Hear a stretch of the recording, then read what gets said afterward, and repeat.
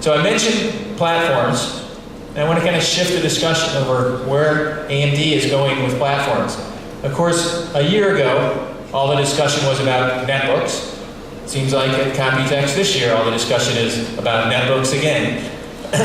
But we talked about a little bit different vision at AMD. We talked about the importance of the ultra-thin notebook.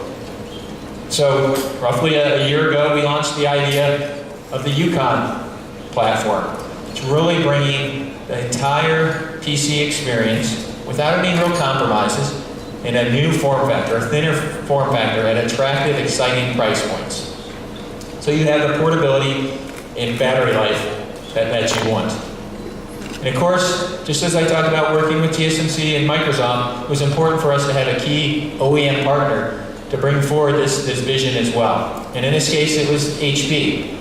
They worked closely with us to come up with a product now known as the HP Pavilion DV2.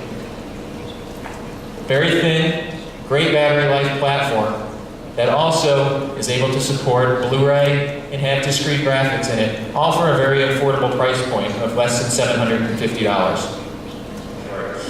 So as I move quickly along here, we're not sitting still either. So we're going from the Yukon platform to the Congo platform. So dual core, better graphics performance, continuing to move down that ultra-thin notebook path.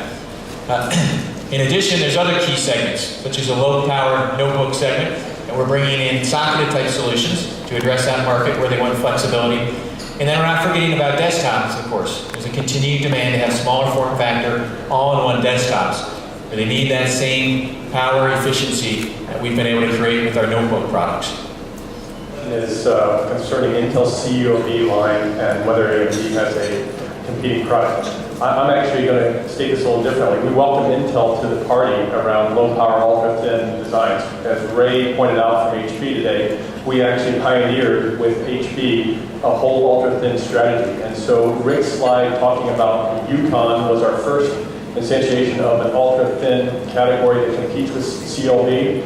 Matter of fact, I'll actually offer that CLV is now competing with Yukon. We've also got a family of products planned, followed up called Congo, and then in 2010, an additional family called the Nile product. So we are very much entrenched in the ultra-thin space and think that's a marketplace that's going to continue growing throughout 2009 and 2010.